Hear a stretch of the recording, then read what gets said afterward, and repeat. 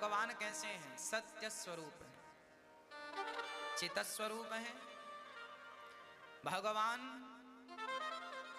किसे कहते हैं? जो चींटी से लेकर, अच्छा हम यहाँ बैठे हैं, यहाँ बहुत सारी, अभी यहाँ खुदाई की जाए ना तो जमीन के अंदर बहुत सारी चींटियाँ होती हैं। चींटियों के साथ साथ और भी छोटे छोटे जीव होते हैं। परमात्मा किसे कहते हैं? परमात्मा की व्याख्या कर रहा हूं, समझिएगा। हम जहां बैठे हैं यहाँ खुदाई की जाए तो बहुत सारी चींटियां, लाखों चींटियां निकल सकती हैं कि नहीं? 1,00,000 चींटी में से कौन सी चींटी का आज स्वास्थ्य खराब है, कौन सी चींटी आज क्या सोच रही है, उस चींटी के मन की बात समझने वाले को हम भगवान कहते हैं। वही परमात्मा है जो चींटी के मन की भी बात समझता हो, उसके मन में क्या चल रहा है, वो क्या सोच रही है। हमारे संत जानते हो क्या कहते हैं? एक चींटी जा रही है, अच्छा चींटी जा रही है, क्या कोई हम और आप में से चींटी को देखकर ये बता सकता है कि वो अगले क्षण किस तरफ मुड़ेगी? हाँ, नहीं। पर जो व्यक्ति ये जानता हो कि ये अगले क्षण किस दिशा में मुड़ेगी, कहाँ जाएगी, क्या खाएगी और कब मरेगी, इसका ज्ञान जिसे है उसी को हम सभी परमात्मा कहते हैं, उसी को हम ईश्वर कहते हैं, उसी को हम राम कहते हैं, उसी को हम कृष्ण कहते हैं, उसी को हम नारायण कहते हैं। वही परमात्मा की व्याख्या है, इसी को परमात्मा तत्व कहते हैं।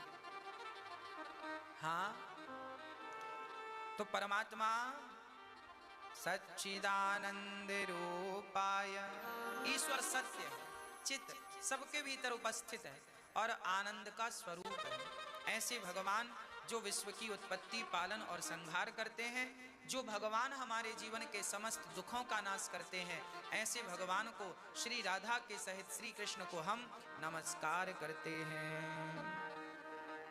सुखदेव भगवान को भी नमस्कार करते हैं। सूत जी महाराज से शौनक आदि ऋषियों ने पूछा, महाराज क्या करें कि हमें भगवत प्राप्ति हो जाए? कहा कि कथा सुनो, कृष्ण प्राप्ति करम शाश्वत साधनम तद्वदाधुना, हमें कृष्ण की प्राप्ति का कोई सरल सा साधन बताइए। अच्छा, जो आप भागवत सुन रहे हैं, ये भागवत जी क्या है? भगवान की प्राप्ति करना हो इस युग में तो आपको क्या करना पड़ेगा? भगवान की प्राप्ति का एक ही साधन है और वह है श्रीमद् भागवत, वह है श्रीमद् भागवत। इसलिए शंकर जी ने वरदान मांगा। क्या वरदान मांगा? बार बार बर मांगहूं, हरस देहु श्रीरंग, पद सरोज अनुपायनी, भक्ति सदा सत्संग। शंकर जी क्या चाहते हैं? शंकर जी क्या चाहते हैं? शंकर जी ने वरदान मांगा रंगनाथ भगवान से, अर्थात भगवान राम से। कहते हैं, हे राम मुझे एक ही वरदान दो, क्या चाहते हो? तो शंकर जी कहते हैं, पद सरोज अनुपायनी, आपके चरणों में प्रीति बनी रहे, भक्ति बनी रहे और सदा सत्संग मुझे प्राप्त होता रहे। यह वरदान शंकर जी चाहते हैं। हमें रोज क्या मिलता रहे? जैसे शरीर को स्वस्थ रखने के लिए भोजन की आवश्यकता होती है, उसी प्रकार मन को स्वस्थ रखने के लिए सत्संग की आवश्यकता होती है। यदि मन को सत्संग नहीं मिलता तो मन भटकता बहुत है। अच्छा, आप मुझे बताइए, आप जब कथा नहीं सुनते थे, आपका मन तब ज्यादा भटकता था या कथा सुनने के बाद ज्यादा भटकता है? बोलो। पहले ये आप कह रहे हैं, हम नहीं। इसका अर्थ क्या है? मन तब तक परेशान करेगा जब तक उसे कथा नहीं मिलेगी। इसलिए अपने मन को यहाँ वहाँ ना घुमाकर सीधा अपने मन को सत्संग से जोड़ दीजिए। मन अपने आप वश में हो जाएगा, मन की उथलता पुथलता समाप्त हो जाएगी और मन सीधे भगवान में मिल जाएगा। नहीं तो ये मन एव मनुष्याणाम बंधनम मोक्ष कारणम। गीता में लिखा है कि मन ही बंधन है और मन ही मुक्ति है। ये मन ही बंधन का कारण बनता है और मन ही मोक्ष का कारण बन जाता है। इसलिए मन आप स्थिर करना चाहते हैं, जिन जिनका मन परेशान करता है उनको प्रार्थना है आप कथा श्रवण करना सीख लीजिए, अपने आप मन आपका कंट्रोल हो जाएगा, मन की सारी अशांति समाप्त हो जाएगी। अच्छा, एक बार यह जो भागवत जी है ना, देवताओं को भी इच्छा, एक बार सुखदेव जी राजा परीक्षित को भागवत सुना रहे थे। देखिए भागवत क्या है, क्या तत्व है वो समझा रहा हूं। एक बार भागवत जी देवता लोग राजा परीक्षित सुन रहे थे शुक ताल में। अच्छा, राजा परीक्षित को 7 दिन में मरने का क्या लगा था? श्राप लगा था। अच्छा, राजा परीक्षित को 7 दिन में मरने का श्राप क्यों लगा? 7 दिन में ही क्यों मरना था? 8 दिन का श्राप दे देते, अरे चलो 5 दिन में मर जाओ ऐसा कह देते, 4 दिन में मर जाओ ऐसा कह देते। 7 दिन का श्राप क्यों लगा? 7 दिन का क्या संबंध है? सच्ची बताऊं मेरी माँ, राजा परीक्षित को 7 दिन का श्राप यदि ना लगता तो राजा परीक्षित को सुखदेव जी भागवत ना सुनाते, और भागवत ना सुनाते तो आज आप और हम भागवत ना सुन रहे होते, और भागवत ना सुन रहे होते तो संसार के कामों में, संसार के विषयों में उलझे होते। सच्ची बात तो यह है कि भगवान ने हम जैसे पतितों को पावन करने के लिए सप्ताह भागवत राजा परीक्षित को सुनाई। इसी बहाने सप्ताह भागवत जी का प्राकट्य होना था, भागवत जी का प्राकट्य होना था। और 7 दिन ही होते हैं, 8वां कोई दिन नहीं होता। सोमवार से लेके रविवार तक कितना हुआ? 7। इन 7 में ही हम आए हैं और इन 7 में ही हमें जाना है। तो 7 दिन की जिंदगी हमारी है, इसलिए 7 दिन की कथा है। एक कहते हैं जन्म भी 7 होते हैं, हम सामान्य लोग कहते हैं ना 7 जन्म तक साथ रहेंगे, है ना? तो 7 दिन की भागवत सुनने से 7 जन्म सुधर जाते हैं। यह 7 दिनों की कथा है। भागवत 1 जन्म नहीं, 7 जन्म सुधार, और 7 जन्म नहीं 21 पीढ़ियां सुधार देती है।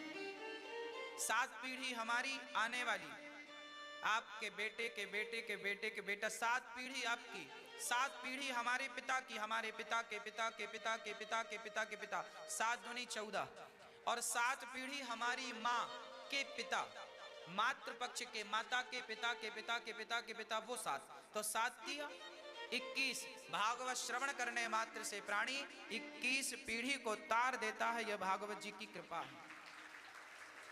इसलिए आपको समय ना हो महीने भर का, कोई बात नहीं, 7 दिन का समय तो निकालो, और 7 दिन का समय निकालकर केवल यही कहो कि हे श्रीमन नारायण चरणौ शरणं प्रपद्ये, श्रीमन नारायण चरणौ शरणं प्रपद्ये, श्री कृष्ण शरणं मम, श्री कृष्ण शरणं मम।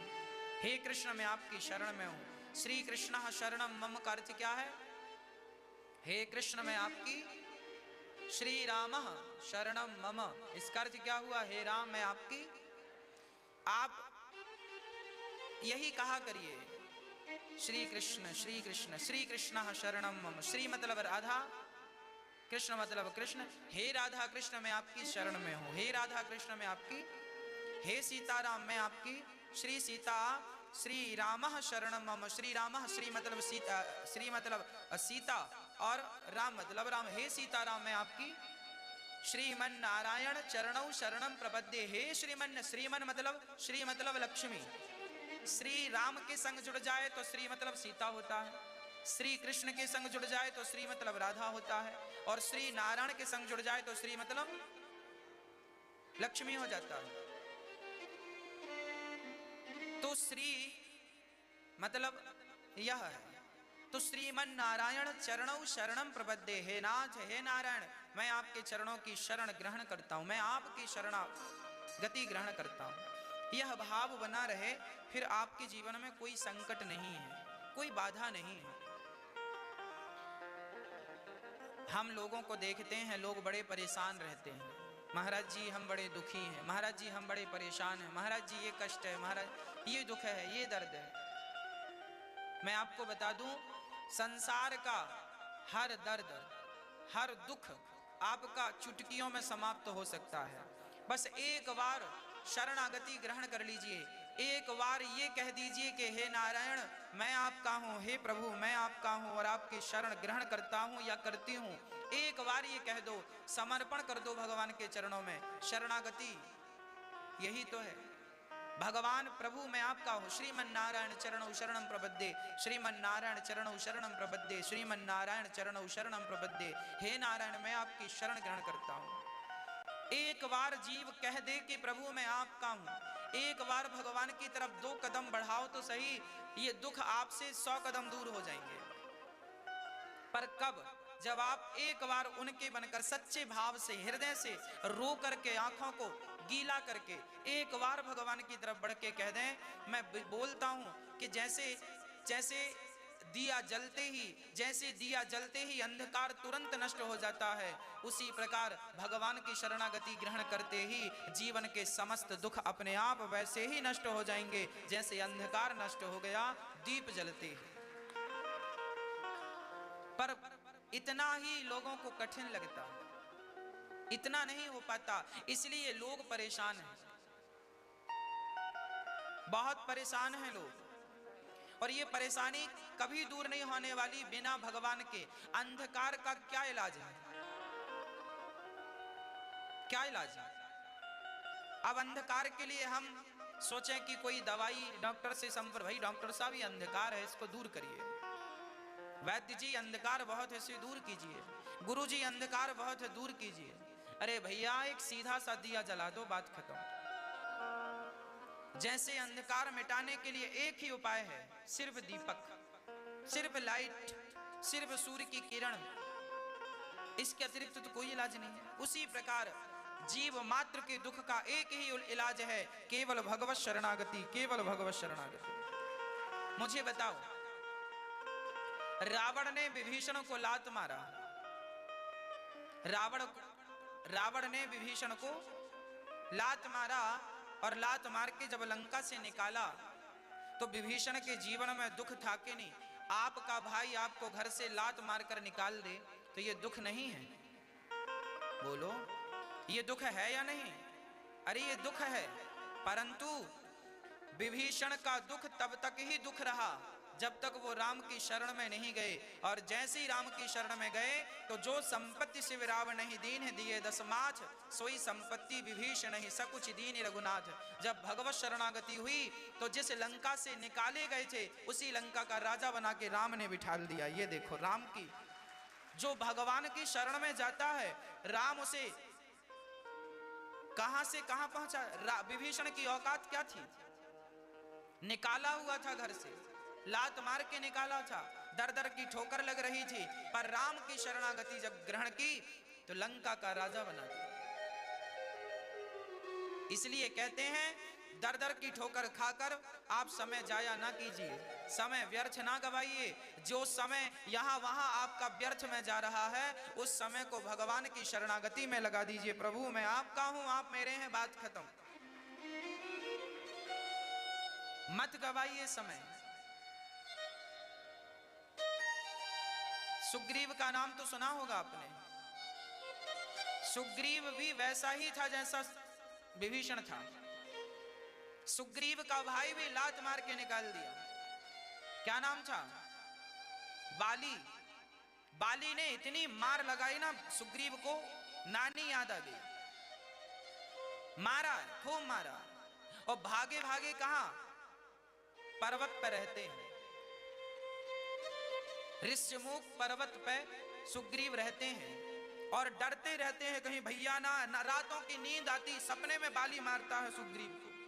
सपना आता है तो चिल्लाते भैया मैं बचाओ। हनुमान जी बोले क्या हुआ? अरे सुग्रीव, अरे हनुमान जी वो सपना आया बाली मार रहा। सपने में जिसको नींद नहीं आती अर्थात भय लगता था, बाली आ गया, बाली आ गया। अच्छा, राम लक्ष्मण जब आए ना ऋष्यमुख पर्वत में तो सुग्रीव को यही लगा था कि बाली ने किसी को भेजा।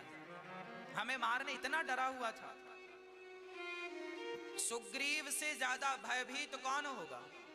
पर वह सुग्रीव जब राम की शरणागति ग्रहण करता है, उसका सारा भय मिट गया। और वही सुग्रीव जो बाली से डरता था, राम ने बाली से लड़ाया, बाली को मारा और अपने भक्त को राजा बना करके बिठा दिया। जो शरणागत कहूं जे तजहि हित अनुहित अनुमान, तेनर पावर पापमय तिनहि बिलोकत हान। भगवान कहते हैं सन्मुख हो ही जीव मोहि, जब ही जन्म कोटि अघ नासहि तबहि। भगवान कहते हैं आप कितने भी बड़े पापी क्यों ना हो, मैं बहुत बड़ा पापी हूं, पर जिस दिन भगवत शरणागति ग्रहण कर लूंगा, उसी दिन भगवान मेरे समस्त पापों को भूल कर मुझे अपने हृदय से लगाकर मुझे स्वीकार कर लेंगे। इसलिए आप जितने लोग ये चिल्लाते हो हम दुखी हैं, हम परेशान हैं, एक बार भगवान की तरफ मुंह कर लो। अभी हमने भगवान की तरफ पीठ कर रखी है ना मैया जी, हमने भगवान की तरफ क्या कर रखी है? पीठ कर रखी है। अच्छा, आप सुबह सुबह पश्चिम दिशा की तरफ दौड़ेंगे तो आपकी परछाई आपसे आगे होगी कि पीछे होगी? बोलो, विचार लो फिर बताना।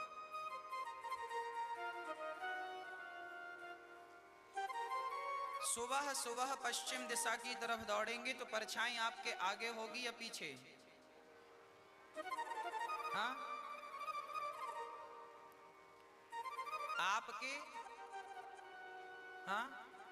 आपके बिल्कुल ठीक आगे होगी।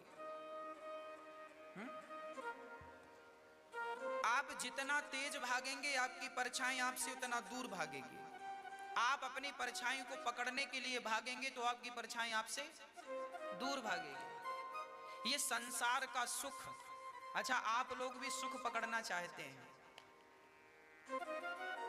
आपको लगता है हम जवान ही बने रहें, कभी बुढ़े ना हो। आपको लगता है हमारे पास संपत्ति बनी रहे, कभी नष्ट ना हो। आपको लगता है हमारे घर में कोई मरे ना। आपको लगता है हमारे घर में पैसों की बरसात होती रहे और शरीर निरोगी रहे, कोई बुखार भी ना आए, जरा सा दर्द ना हो। सब यही सपना लिए बैठे हैं, परंतु क्या ये संभव है? आप सदा जवान कितना भी क्रीम पाउडर पोत लो, कितनी भी दवाइयां खा लो, कितना भी कुछ कर लो, पर अटल सत्य यही है कि एक दिन तुम्हें बुढ़ा होना है। हाँ या ना? और बुढ़ा होगे, बूढ़े होगे तो अभी सत्य रुका नहीं। आखिरी सत्य यह है कि आज बुढ़े हो, कल मौत भी आएगी और एक दिन तुम्हें अर्थी पर लेटकर शमशान जाकर जलना पड़ेगा। यही सत्य है और आप इसी सत्य से भाग रहे। भैया हमें मरना ना पड़े, गुरुजी मरना ना पड़े।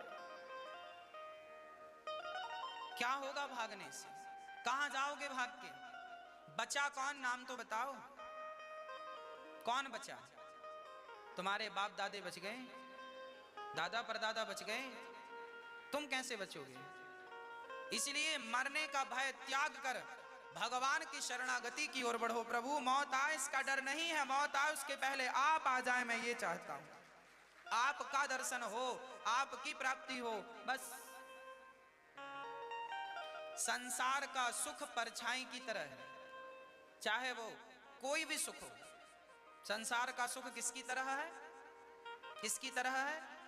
परछाई की तरह। सवेरे पश्चिम दिशा की तरफ भागोगे तो परछाई सामने होंगी, सुख के पीछे भागोगे तो सुख आपसे 10 कदम आगे खड़ा होगा। आपको लगेगा चलो चलो चलो वो सुख है, सुख है। शादी नहीं हुई, लगा शादी कर लें, सुख मिलेगा। दौड़े दौड़े गए शादी करने, बारात लेके, भैया तुम भी बारात में आना, तुम भी आना, कहाँ जा रहे हो? शादी, सुख मिलेगा शादी से। ओ 150 बार आओ आओ आओ आओ, और गाड़ी में बिठाया, गाड़ी स्टार्ट कर, चलो चलो चलो जल्दी चलो, लेट हो रहे हैं, चलो चलो चलो चलो। कहाँ जा रहे हो? सुख लेने जा रहे हैं। कहाँ से सुख मिलेगा? पत्नी से सुख मिलेगा। लेने गए लेने गए गए मंडप के नीचे, जल्दी जल्दी घूमा, चलो भाई जल्दी जल्दी करो। और फिर वहां पिता के पास सूचना, भाई जल्दी करो, लड़की को विदा करो, जल्दी जाना है। सुख की चाहत है उसे, सुख कब मिलेगा, सुख कब मिलेगा। ले आया, बारातियों के संग भाग रहा ना, किसके पीछे भाग रहा है? बोलो, सुख के पीछे तो भागा था। कोई घोड़ी पे चढ़ा है, कोई घोड़े पे चढ़ा है, कोई रथ पे चढ़ा है, कोई कहां भाग रहे हैं? सुख के पीछे। शादी हो गई, दुल्हन आ गई, अब फिर भाग रहे हैं। कहां जा रहे हो? अरे मंदिर जा रहे हैं, वो फलाने मंदिर में जाते हैं तो बच्चा मिलता है, फिर भाग रहे हैं। हे भगवान बेटा नहीं हो रहा, बेटा हो जाए, हे भगवान बेटा बेटा बेटा बेटा बेटा। अभी दुल्हन के पीछे भाग रहा था, अब दुल्हन पास में है, दोनों भाग, अभी एक भाग रहा था, अब दो भाग रहे हैं। चलो चलो चलो चलो, कहां चला? बेटा होगा, बेटी चार है पर बेटा नहीं, महाराज जी बेटा हो बेटा हो बेटा हो, तो भाग रहे, सब भाग रहे। वहां गए, बेटा मिल गया, थोड़े दिन बाद देखा फिर भाग रहे हैं। भाई अब काहे भाग रहे हैं? अब तो बेटा मिल गया। अरे महाराज जी बेटा पढ़ता नहीं, सुना फलाने मंदिर में जाएंगे तो वहां से बुद्धि अच्छी होती है, आशीर्वाद दिलाते महाराज जी का, भगवान जी का, ताकि पढ़ने लिखने में अच्छा हो जाए। फिर भाग रहे हैं। बेटा पढ़ लिख गया, अब फिर देखा, फिर माता पिता भाग रहे हैं। कहां जा रहे हो भाग के? बोले महाराज जी वैकेंसी निकली है, नौकरी लगने वाली है, लाख रुपए का जुगाड़ कर रहे हैं, मिल जाए तो दे के और नौकरी लगा। फिर भाग रहे हैं, लाख रुपए के पीछे भाग रहे हैं। महाराज जी वो 5 लाख जमा कर देंगे तो नौकरी पक्की हो जाएगी, लाओ लाओ लाओ। हाँ, नौकरी लग गई, हो गया, फिर देखा, फिर भाग रहे हैं। कहां जा रहे हो भाग के? अरे महाराज जी वो दुल्हन लेने जा रहे हैं बेटे के लिए, अच्छी मिल ही नहीं रही लड़की, फिर भाग रहे। फिर वही गोल गोल चक्कर चलता रहता है पूरी जिंदगी। जैसे आप अपनी परछाई के लिए भागते हैं, उसी प्रकार संसार का प्रत्येक व्यक्ति किसी ना किसी सुख के पीछे भाग रहा है। कोई भी सुख हो सकता है आपका, भाग सब रहे हैं। और ये याद रखना, भागने वाला सुखी नहीं है। इसलिए हमारे संत कहते हैं भागना बंद कर दीजिए, स्थिर हो जाइए। जितना दिया है विधाता ने उसमें क्या हो जाइए? स्थित हो जाइए, स्थिर हो जाइए। पानी जब स्थिर होता है ना, अच्छा गंगा का जल बह रहा है, जरा बताओ बहती हुई गंगा में आज तक किसी की तस्वीर नजर आई? जबकि तालाब का पानी, उसमें झांक कर देखेंगे तो आपका चित्र दिखेगा, हाँ या ना? पानी जब स्थिर होता है तो आपका प्रतिबिंब दिखता है कि नहीं? दिखता है। जबकि गंगा में नजर नहीं आता, क्योंकि गंगा का जल भाग रहा होता है। गंगा का जल भाग रहा, तालाब का जल भागता नहीं है तो उसमें आपका चित्र दिखता है, जबकि नदियों का जल भागता है उसमें आपका चित्र कभी नहीं नजर आता। और याद रखना, भागता हुआ व्यक्ति, भागता हुआ जल आगे चल करके समुद्र से मिलकर खारा हो जाता है, क्योंकि भाग रहा था ना। तालाब का जल आज के 100 साल पहले भी मीठा था और आज भी मीठा है, क्योंकि वो भागता नहीं, वो स्थिर है। जो व्यक्ति स्थिर हो जाता है उसके अंदर परमात्मा का प्रतिबिंब वैसे ही दिखने लगता है जैसे इस स्थिर पानी के अंदर आपका प्रतिबिंब दिखता है। आपका प्रतिबिंब तब दिखेगा जब पानी स्थिर होगा, भागते हुए पानी में तो नहीं दिखेगा ना। और आप भाग रहे हैं और भाग भाग कर कहां जाएंगे? जैसे नदी का पानी, भले वो गंगा जल है पर वो भागता है तो खारा हो जाता है, उसे कोई पी नहीं सकता। आपकी जिंदगी, पूरी जिंदगी भागते भागते चली गई, इसीलिए भगवान की टांग टेढ़ी है। कन्हैया की टांग कैसी है? टेढ़ी है। क्यों टेढ़ी है? ताकि यह भागता हुआ व्यक्ति एक बार मेरी टांग को पकड़ ले तो टेढ़ी टांग पकड़ में आ जाए तो फिर जल्दी से निकलती नहीं है, छूटती नहीं, इसलिए टेढ़ी टांग ठाकुर जी की। इसलिए वो आपके लिए टेढ़े हैं। राम जी तो सीधे हैं, चलो सीधी टांग छूट जाएगी, पर टेढ़ा कन्हैया एक बार घुस जाए अंदर निकलता नहीं, इसलिए टेढ़ा है 3 जगह से। अच्छा, परछाई पश्चिम दिशा की तरफ भागेंगे तो आपके सामने होगी। अब जरा एक काम करो, आप अपना मुंह अब घुमाओ, पूर्व दिशा की तरफ भागो। जब आप सूर्य भगवान की तरफ भागेंगे तो आपकी परछाई आपके पीछे हो जाएगी कि नहीं? अभी जिस परछाई को आप पकड़ने का प्रयास कर रहे थे, अब आप भगवान की तरफ भागेंगे तो वही परछाई आपके पीछे हो जाएगी। अर्थात जब आप भगवान को पीठ दिखाकर संसार के सुखों की तरफ भागते हैं तो संसार का सुख आपसे और दूर जाकर खड़ा हो जाता है। और जब आप संसार के भोगों को, संसार के सुखों को त्याग कर जब भगवान की तरफ बढ़ते हैं तो वही संसार के सुख आपके पीछे आने लगते हैं। भाई मुझे स्वीकार कर लो, मुझे स्वीकार कर लो। एक बार भगवान की तरफ कोई भागे, एक बार भगवान की तरफ कोई बढ़े, अपने आप उसके जीवन के सारे संकट मिट जाएंगे। इसलिए कहता हूं, संकट मिटाना है तो भगवत शरणागति ग्रहण कर लीजिए। भक्तों, देवराज इंद्र एक बार आए, राजा परीक्षित को 7 दिन में मरने का श्राप लगा। राजा परीक्षित बैठे हैं और सुखदेव जी कथा सुना रहे हैं। उसी क्षण वहां पर इंद्र आए, कहा ये कथा हमें सुना दो, बदले में अमृत ले लेना। सुखदेव जी ने कहा क्वा सुधा क्व कथा लोके क्व काचः क्व मणिर् महान। क्वा सुधा क्व कथा लोके क्व काचः क्व मणिर् महान। कहाँ कांच का टुकड़ा और कहाँ मणि, स्वर्ग का अमृत कांच का टुकड़ा है, ऐसा सुखदेव भगवान कहते हैं। जब 7 दिन की कथा पूरी हुई और राजा परीक्षित को तक्षक ने डसा तो उनका शरीर छूटा और चतुर्भुज रूप लेकर के राजा परीक्षित विमान पर बैठ के जाने लगे। इंद्र ने दर्शन किया, ये कौन है? कहा अरे ये परीक्षित हैं।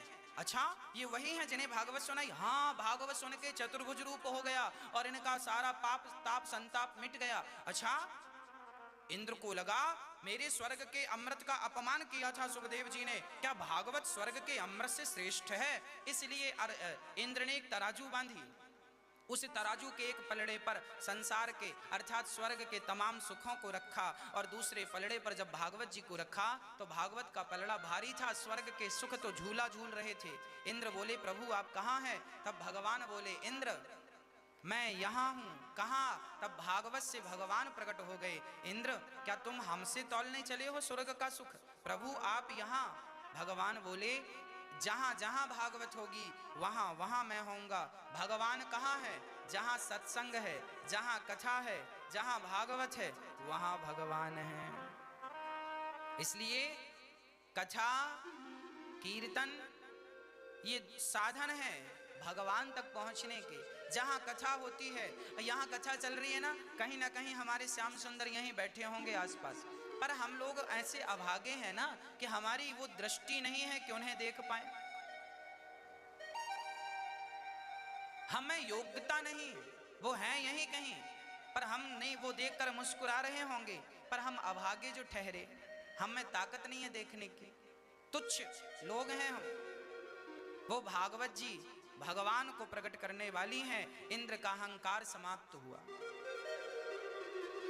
एक बार भक्ति उदास थी, नारद जी से कहा महाराज मुझे कष्ट है। तब नारद जी ने भागवत सनकादियों के द्वारा सुनवाई, भक्ति महारानी ठीक हो गई, उनके पुत्रों का ज्ञान वैराग्य का दुख दूर हुआ। एक बार ये भागवत जी धुंधकारी नाम के एक पापी व्यक्ति ने सुनी। धुंधकारी ऐसा व्यक्ति था, अपनी माता को अपने पिता को मारता था, प्रताड़ित करता था। और जब एक दिन धुंधकारी ने अपने पिता आत्मदेव जी को मारा तो आत्मदेव जी रोने लग गए। अच्छा देखो ऐसा होता है, हमारा दुश्मन हमें परेशान करे ना तो ज्यादा कष्ट नहीं होता, हम निपटने को तैयार रहते। दर्द ज्यादा दुश्मन के प्रहार पर नहीं होता, दर्द तब ज्यादा होता है जब कोई अपना व्यक्ति प्रहार करे। कहते हैं भर जाते हैं वो घाव जो बनते हैं गोली से, पर वो घाव नहीं भरते जो बनते हैं कड़वी बोली से। आज धुंधकारी ने अपने पिता, अच्छा ये वही पिता है जो धुंधकारी के लिए रो रहे थे, मेरा बेटा नहीं है, बेटा हो जाए, बेटा हो जाए। तो संत ने कृपा करके फल दिया। पत्नी ने खाया नहीं, गाय को खिलाया, गाय गर्भवती होगी, गाय को बच्चा हुआ, गौकर्ण उनका नाम हुआ। धुंधली की बहन ने पैसा लेकर बच्चा दिया, नाम रखा धुंधकारी। ये इतना दुष्ट बेटा निकला कि पिता को भरी बाजार में मारता था। एक दिन गौकर्ण जी आए, देखा तो पिता रो रहे हैं। पूछा पिताजी क्या हुआ? कथम रोदसी, क्यों रो रहे हैं? काते चिंता, क्या चिंता है? बदत्वम, बताइए हमें, सत्वरम, सच सच बताइए क्या समस्या है? तब कहा बेटा क्या बताऊं, मेरे पुत्र ने आज मुझे मारा है। अच्छा इस दुनिया का सबसे बड़ा कष्ट क्या है? हमें पड़ोसी मार दे चलेगा, हमें जमाना आकर के मार दे सब चलेगा, पर बेटा मारने लग जाए माता पिता को, माँ जिस बच्चे को कोख में रखती है, जिस बच्चे को लाड़ करती है, दूध पिलाती है, उसका मल और मूत्र धुलती है, वही बच्चा बड़ा होकर माँ की गालों में थप्पड़ मारे, इससे बड़ा दुर्भाग्य और क्या होगा। आज धुंधकारी अपने पिता को पीठ पर जो लाठियां बरसाता ना, सब देखकर रोने लगते, कितना निर्दयी बेटा। आत्मदेव जी रोने लगे, हे भगवान मुझे ऐसा बेटा क्यों मिला। तब गौकर्ण जी ने कहा, गौकर्ण जी ने जो उपदेश दिया है इसे गौकर्ण गीता कहते हैं। गौकर्ण जी ने कहा, देहे स्थिमांस रुधिरे भीमतिं त्यजत्वं जाया सुतादिषु सदा ममतां विमुञ्च। पश्यानिशं जगदिदं क्षणभङ्गनिष्ठं वैराग्यरागिरसिको भवभक्तिनिष्ठः। आज गौकर्ण जी बहुत समझाए, पिताजी आप क्यों रो रहे हैं, बेटे ने मारा है इसलिए। अरे आप अपने आप को शरीर मान चुके हैं इसलिए आपको कष्ट है। मैं शरीर नहीं हूं, मैं आत्मा हूं। शरीर क्या है, देहेस्थि मांस रुधिरे। शरीर क्या, शरीर हड्डी का स्ट्रक्चर तैयार है ना, उसमें मांस, रक्त, मज्जा इत्यादि है, और परमात्मा ने चमड़ी का प्लास्टर कर रखा है, छपाई कर रखी, प्लास्टर, पुट्टी, रंग, भगवान ने अनेक रंग से पुट्टी कर रखी है आपके शरीर में। कोई गोरी पुट्टी है, कोई काली है, कोई सांवली है। हमारा शरीर एक घर है, 5 तत्वों से बना है, 5 में मिल जाता है। पिताजी धर्मम भजस्व सततम त्यज लोक धर्मान, ये लौकिक धर्मों का त्याग करके सेवस्व साधु पुरुषान जहि काम तृष्णा। साधु जनों की, विप्र जनों की सेवा करो और मन की जो कामनाएं हैं, मेरा बेटा, मेरी पत्नी, मेरा परिवार, ये सब त्याग दो। इससे कोई अर्थ नहीं है। आप ये कहते कहते मर जाते हैं, ये मेरा है, ये मेरा है, क्या फायदा है इससे, बोलो। अच्छा, जो वस्तु आपकी है उसे कहने की क्या जरूरत है, बोलो। पत्नी आपकी है, चलो, एक तो है नहीं आपकी, पर सामान्य दृष्टि में कहते हैं ये मेरी पत्नी है, ये मेरा बेटा है, ये मेरा परिवार। चलो माना कि सब तुम्हारा है। जब तुम्हारा है, चलो है, इसमें रटने की क्या जरूरत है, मेरा है, मेरा है। अरे एक बार कह दिया, 10 बार काहे कह रहे हो, कह के भूल जाओ। बार बार एक ही चीज को क्या रटना। रटने लायक कुछ है तो भगवान का नाम रटने लायक है। ये संसार विसार देने में फायदा है। जितना जल्दी हो सके बेटा बेटी नाती पोता संसार, अभी नहीं, बच्चे बड़े हो जाएं, शादी हो जाए, इसके बाद धीरे धीरे। इसलिए अच्छा आप ना विसारो, फिर भी भगवान की देखिए प्रबल माया कैसी है, भगवान का संतुलन कैसी है। बुढ़ापे में अपने आप याददाश्त कमजोर होती जाती है कि नहीं, हाँ या ना मैया, याददाश्त कमजोर होती है कि नहीं। तो ये अच्छा है कि बुरा है, हाँ? अब तुम भूलते नहीं हो तो भगवान कहते हैं हम ही याददाश्त कमजोर करता कि इसी बहाने तुम सब भुलाओ। पर तुम हो कि फिर गोलियां खा खा के महाराज याददाश्त पता नहीं किसको याद करना है। अरे एक भगवान को याद रखो, बाकी सबको भुलाने में फायदा है। और आप उस एक को ही भुलाए बैठे हो, बाकी सब याद है। इतनी खोपड़ी में काहे इतना कचरा समेट रखी हो। बुढ़ापा आ गया है, कचरा घर भरा पड़ा है, जल्दी से फेंको, से जल्दी से खाली करो। याददाश्त कमजोर होने का अर्थ यही है कि परमात्मा चाहते हैं कि तुम संसार को भुलाओ और सिर्फ मुझको याद रखो। लेकिन लोग इस बात को नहीं समझते, इस सिद्धांत को स्वीकार नहीं करते। हाँ, ये जिंदगी किराए की है। और किराए की झोपड़ी को अपना समझना अच्छा नहीं है।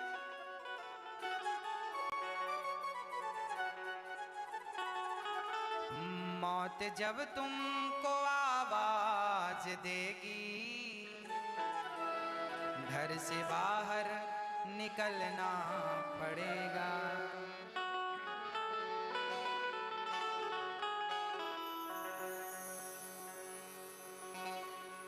ये घड़ी हरगिज न टाली जाएगी, ये घड़ी हरगिज न टाली जाएगी। कौन सी? जब तेरी डोली निकाली जाएगी, जब तेरी डोली निकाली जाएगी, जब तेरी डोली निकाली जाएगी, बिन मुहूर्त के उठा ली जाएगी। धन सिकंदर का पड़ा सब रह गया, धन सिकंदर का पड़ा सब रह गया, मरते दम लुकमान भी ये कह गया। ये घड़ी हरगिज न टाली जाएगी, ये घड़ी हरगिज न टाली जाएगी, जब तेरी डोली निकाली जाएगी।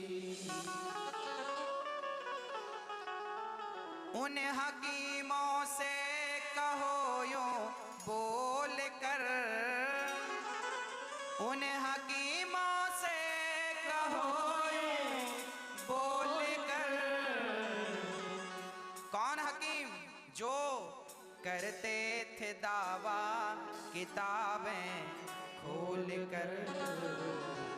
कितना भी दावा कर लो पर मौत की ये घड़ी हरगिज न टाली जाएगी। मौत की घड़ी टलने वाली नहीं, आप लाख प्रयास कर लो। इसलिए तैयारी शुरू कर लो। मौत आएगी तो मर जाएंगे, इसमें क्या है। पर भगवान का चिंतन, शरणागति, भगवान मेरे हैं। जो व्यक्ति ये जाने बिना मर जाता है कि मैं कौन हूं और मेरे आने का उद्देश्य क्या है, वो व्यक्ति आया और गया, उसके आने और जाने का कोई अर्थ ही नहीं निकला, है ना। इसलिए तुम भगवान के हो और भगवान को पाना एक लक्ष्य है। इस लक्ष्य को लेकर चलने वाला और अपने लक्ष्य तक पहुंचने वाला व्यक्ति ही उसका जन्म लेना सफल है और उसका मरना भी। वो व्यक्ति मर गया, काहे के लिए मरा? हम पढ़ रहे थे अभी, एक व्यक्ति मर गया। अच्छा बताओ, आदमी मरा है तो मरा किस लिए? फिर मरने के लिए, फिर जन्म लेगा, फिर मरेगा, फिर मरा, काहे के लिए मरा? फिर मरने के लिए, फिर जन्म लेगा, फिर। ये बार बार हम मरते हैं, किस लिए? बोले मरते हैं मरने के लिए। इसलिए जो भगवान की शरण में चले जाते हैं वो जन्म और मृत्यु के चक्र से बच करके सदा भगवान की शरणागति प्राप्त करके भगवान के होकर रह जाते हैं। ये जिंदगी एक किराए, घर से बाहर निकलना पड़ेगा। हमारा शरीर भी एक घर है। हमारा शरीर क्या है? ऐ मन मुसाफिर निकलना पड़ेगा, ये काया कुटी घर खाली करना पड़ेगा। ये शरीर जिसे तुम अपना मान बैठे हो, ये मेरा शरीर है। हाँ, ये भी कुटिया है और एक दिन कोठरी खाली कराली जाएगी। जब तेरी डोली निकाली जाएगी, जब तेरी डोली निकाली जाएगी, बिन मुहूर्त के उठा ली जाएगी।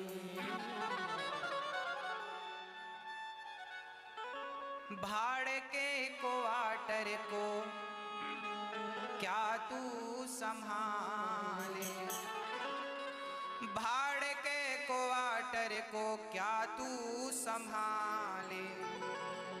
ये शरीर भाड़े का, किराए का, भाड़े के क्वार्टर को क्या तू संभाले। जिस दिन तेरे घर का मालिक निकाले, आएगा नोटिस जमानत न होगी, गर तेरे पल्लू अमानत न होगी। होकर कैद तुझे जाना पड़ेगा, ये काया कुटी घर खाली करना पड़ेगा।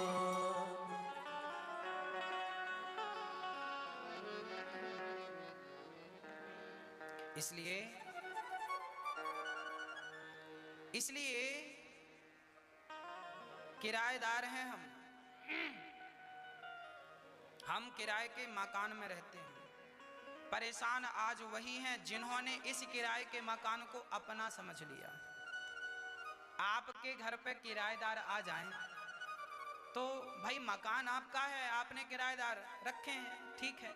अब किराएदार दावा ठोकने लग जाए मेरा, तो फिर आप केस करेंगे कि नहीं? झूठ बोल रहा, कैसे हुआ तेरा? इसलिए कहता हूं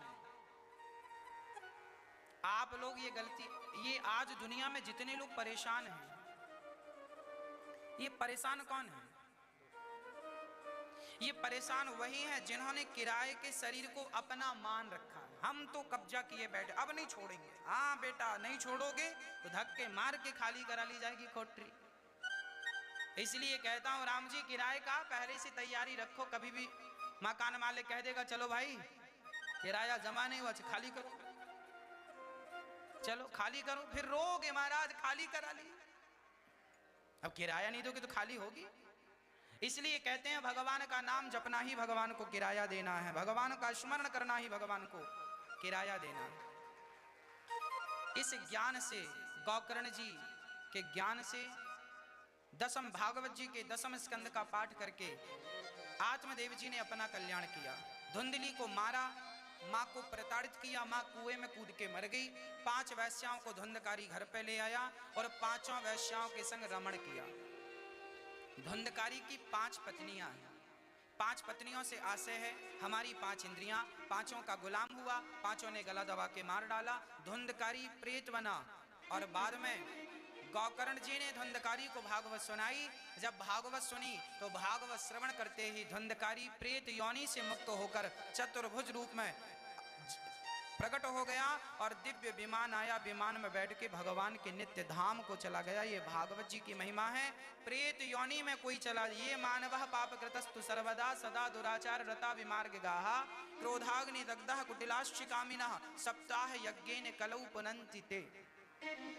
कितना भी बड़ा पापी क्यों ना हो, क्या फर्क पड़ता है कि आप कितने बड़े पापी हैं। भागवत का काम है सिर्फ तारना। धुंधकारी को तारा, तब से विश्वास हो गया। आप भी अपने पूर्वजों के निमित्त जब भागवत जी का पाठन कराते हैं, पोथी बिठालते हैं, भागवत जी का पाठ कराते हैं, तो आपके पूर्वज भी इस भागवत जी के पाठ श्रवण करते मात्र से उनका उद्धार हो जाता, सदगति हो जाती। भागवत जी प्रत्यक्ष रूप से परिणाम दिखाती हैं। हम कितने लोगों को जानते हैं, लोग हमसे खुद कहते हैं महाराज जी भागवत सुना हमने, तो हमारे पूर्वज जो उनके लोग, कोई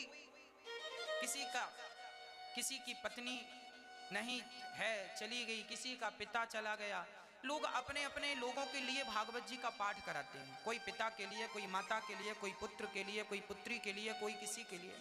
तो भागवत में उन्हें उनके अपनों का कहीं ना कहीं 7 दिन में दर्शन होता है, अप्रत्यक्ष रूप में, क्योंकि जो मर जाता है ना वो हवा प्रधान हो जाता है। एक तो होती है सदगति, हमने पुण्य किया है तो हमें किसी भागवत जी की जरूरत नहीं पड़ेगी, हम अपने पुण्य से ही सदगति प्राप्त कर लेंगे।